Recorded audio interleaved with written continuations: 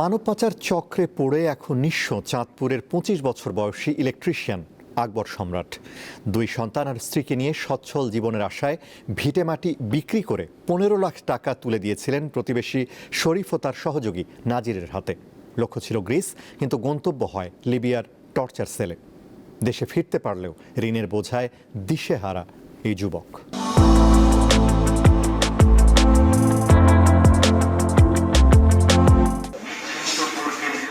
২৫ বছর বয়সী আকবর সম্রাট পেশায় ইলেকট্রিশিয়ান। ২ সন্তান আর স্ত্রীকে নিয়ে সচ্ছল জীবনের আশায় ভিটেমাটি বিক্রি আর ধার দেনা করে ১৫ লাখ টাকা তুলে দিয়েছিলেন প্রতিবেশী শরীফ ও সহযোগী নাজিরের হাতে। লক্ষ্য ছিল গ্রিস, কিন্তু গন্তব্য হয় লিবিয়ার অন্ধকার এক ভূগর্ভস্থ ঘরে। প্রথমে আমাদেরকে দুবাই নেওয়ার পরে ওইখান থেকে আমাদেরকে নিচে মিশর থেকে নিচে আমাদেরকে লিবিয়া। সেখানে যাওয়ার পর বদলে যায় দৃশ্যপট। সশস্ত্র মাফিয়াদের হাতে তুলে দেওয়া হয় আকবর সহ কয়েকজনকে। ৩ দিন খাবার ও পানিহীন অন্ধকার বাংকারে রেখে চালানো হয় অমানসিক নির্যাতন। একটা বাংকারে আমাদেরকে রাখছে। বাংকারটাতে ৩ দিন আমরা না খেয়েছিলাম। নির্যাতনের মুখে পরিবারের কাছ থেকে আরও ১৬ লক্ষ টাকা মুক্তিপণ আদায় করে পাচারকারীরা।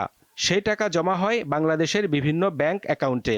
আমরা নাকি গ্রিস চলে গেছি এই কথা বলে ওনারা আমাদের ফ্যামিলি থেকে ১৬ লক্ষ টাকা নিয়ে গেছে। পুরোটাই মাফিয়া চক্র। সম্প্রতি এই চক্রের অন্যতম হোতা ৫৫ বছর বয়সী নাজির হোসেনকে গ্রেপ্তার করেছে সিআইডির মানব পাচার ইউনিট। নাজিরকে আমরা খুঁজে পাই অন্য একটি মামলায়, যখন আমরা ফরাজি নামে একজনকে গ্রেফতার করি যাত্রাবাড়ি থানার একটি মামলায়। সেটি ছিল ইটালিতে পাঠানোর একটি চক্র। সেই চক্রকে গ্রেফতার করতে গিয়ে আমরা প্রথমে ফরাজিকে গ্রেফতার করি। ফরাজিকে গ্রেফতার করে আমরা জানতে পারি যে ফরাজি যার মাধ্যমে কাজ করে, যেই চেইনের মাধ্যমে কাজ করে, সেই চেইনে নাজির একদম টপ পয়েন্টে বসে আছে। ইউরোপের যেই দেশগুলি আছে, Italy, Greece, even Serbia, Macedonia, এই দেশগুলিতে সে কাজ করে থাকে। সিআইডির তথ্য মতে এই চক্রটি গত ১ বছরে অন্তত ১৮ জনের কাছ থেকে প্রায় ৩.৫ কোটি টাকা হাতিয়ে নিয়েছে।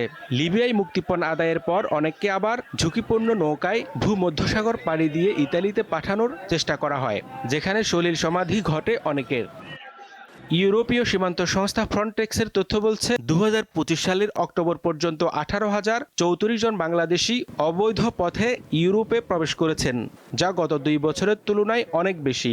পৃথিবীর যে দেশগুলো থেকে সবচেয়ে বেশি লোক সমুদ্রপথ পাড়ি দিয়ে ভূমধ্যসাগর পাড়ি দিয়ে ইউরোপে ঢোকার চেষ্টা করে, বাংলাদেশ সারা পৃথিবীর মধ্যে সেই তালিকায় প্রথম। যে কোনো মানুষ দেশ ছাড়তে চায়, যে মরিয়া হয়ে যখন মানুষ বিদেশ যেতে চায়, তখন কিন্তু সে নানান রকমের ঝুঁকি নেয়, অনিয়মিত পথে যেতে চায়। এবং এই যে বাংলাদেশ ছাড়ার কারণ, এটা শুধু অর্থনৈতিক না। অনেক বছর ধরে আমরা বলছি যে এখানে আসলে সুশাসনের ঘাটতি, নানান সংকট সম্ভাবনার কারণে দেখবেন আপনি লোকজন অনেক বেশি বিদেশ চলে যেতেছে। আকবর সম্রাট IOM এর সহায়তায় দেশে ফিরলেও এখন তিনিও তার পরিবার পাওনাদারদের ভয়ে তটস্থ। যারা তাকে নিঃস্ব করেছে তাদের কঠোর বিচারই এখন একমাত্র চাওয়া। অবৈধ পথে বিদেশ যাত্রা বন্ধে শুধু আইনি ব্যবস্থা নয়, বরং গ্রাম পর্যায়ে সচেতনতা এবং বৈধ পথে কর্মসংস্থানের সুযোগ বাড়ানো জরুরি বলে মনে করছেন বিশেষজ্ঞরা।